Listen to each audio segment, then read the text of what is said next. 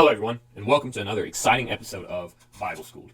I'm Josh Terry, and if you've been following along with our video series, you know that we're about to open up into Acts chapter 9. Now, this is for our Bible class portion where we'll discuss Acts chapter 9, and then later we will meet in our Zoom class, which will meet on Sunday at 10 a.m. for the junior high and then 10:30 for the senior high, and we'll talk about some ideas and questions that pop up from reading Acts chapter 9. Now, this is important because we're still learning and studying our Bibles, and we're all trying to figure out how to be a first century Christian in this 21st century world, and so we're studying the first century church. And right now we've been going through Acts chapter 8, which we talked about evangelism and having Philip evangelizing to Simon the sorcerer and to the Ethiopian eunuch. And now we're going to be talking about Paul and how great his evangelism was and how big his change was. So I'll be looking forward to that. I forgot my Bible. Don't worry about it. I'll grab it. Got it. All right, let's go ahead and begin our study. So as we dive into our study, I really want us to look at who Saul is in the beginning. We see such a big change here, and Saul gets a lot of attention. And in truth, he does write a good portion, most of our New Testament. And even our New Testaments are written about him. If you think about it, Luke and Acts make up the largest portion of our New Testament. But a lot of Acts is written about Paul. Paul then goes on to write his epistles, and they make up the most books of our New Testament. And those are also about him and the churches that he's working with. So we start off with this idea of someone who hates Christianity. And I don't know who that would be in today's society. I cannot think of someone that's going around and literally throwing Christians in jail. But I want you to think of that person. Maybe it's someone from Hollywood who is just an atheist or an agnostic, and they want to turn back towards God, and they just have a change of heart. And that's what it would be like for Saul to change his heart. And it happens because Jesus appears to him, and he says, Saul, Saul, why are you persecuting me? And I did not know it was you, Lord. And we get this story of him becoming blind. And we see a huge conversion of Saul here. But then something else happens, something that I don't think we pay enough attention to in Saul's story. Look at who it is that baptizes Saul. Ananias. This is not the same Ananias that we read about in chapter 5. But this Ananias, obviously because Ananias is dead, but this Ananias is just anybody Christian. Anybody could have been Ananias, and it was just some person. And Ananias goes and he baptizes Saul. Now this is a big deal. Why? Because one, it teaches us that it doesn't matter who you are, you can make a big difference. Yes, Saul turns later into Paul and goes on to write most of our New Testament. But he would never have had that opportunity if it had not been for Ananias willing to go and see him. Because he knows what Saul does. He knows what Saul was coming to do. And yet Ananias still went to him. And that's something that Saul/Paul is going to be struggling with a little bit. And later becomes a big part of his testimony. As we continue with Saul's story, we see that he goes into the synagogue and begins teaching about Jesus. And people are saying, is not this a man who made havoc in Jerusalem for those who called upon this name?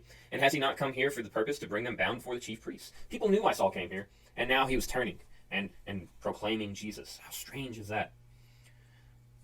And it's very weird to him. So a death threat comes across him, and he has to be lowered down. So a death threat comes to Saul because he's proclaiming Jesus' name. And I want to point this out to you. A lot of people, we talked about martyrdom a few weeks back with Stephen, but I also wanted to point out that you don't have to die for your faith. Look at Saul here.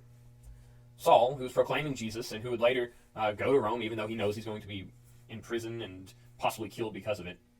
Even though he knows all these things, he still goes. But here, because he knows there's a death threat against him, he leaves and sneaks out in the middle of the night, and it says his followers lowered him down in a basket outside. And I think that's remarkable for us as Christians to take note of. A lot of time people are like, well, if you were truly a Christian, you'd be over in the Middle East.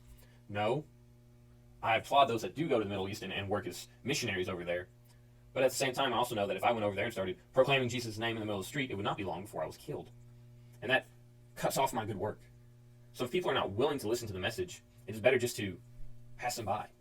We read in the Gospels about not casting your pearls before swine.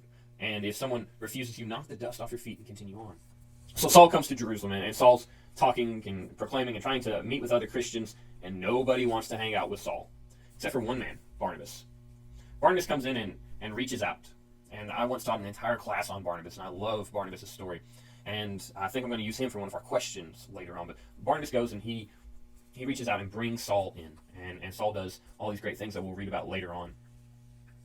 But then the story, it shifts. No longer is it focusing on Saul's story. It takes a break from that and pans over to Peter. And we have these two stories about Peter healing.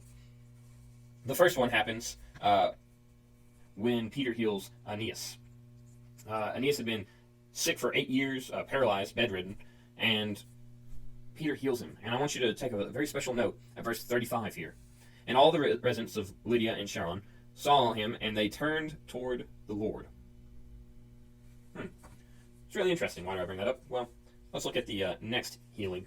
We next have the story of Tabitha, or Dorcas. And Dorcas dies, and it's very sad, but she was a great disciple and great follower.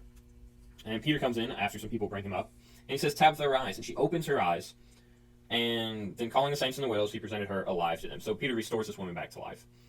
And it became known throughout all of Joppa. This is 42. Pay attention to it. It became known throughout all Joppa, and many believed in the land. And he stayed in Joppa for many days with one Simon the tanner. Now, Simon the tanner will play a role later in the next chapter, actually.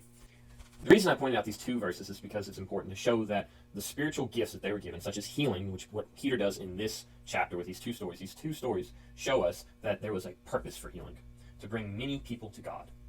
And now, you may ask, why don't we still have healing today? More people would believe and whatnot. And that's something I want to talk about in our Zoom class. Now, our two questions in our Zoom class. Our first one is, why don't we still have spiritual gifts? I have some answers. I want to hear what you have. So why don't we still have spiritual gifts such as healing or prophesying or speaking in tongues? Why don't we have those anymore? And then the second question kind of plays in with what we discussed Wednesday night with the evangelism. But how can we better be a Barnabas and bring more people to God just by being encouraging and loving? So how can we better be a Barnabas, and why don't we have spiritual gifts? Two totally different questions, but I'm really excited to discuss those with you. I'll see you again, that is Sunday morning at 10 a.m. for junior high and 10:30 for the senior high. You just got Bible schooled.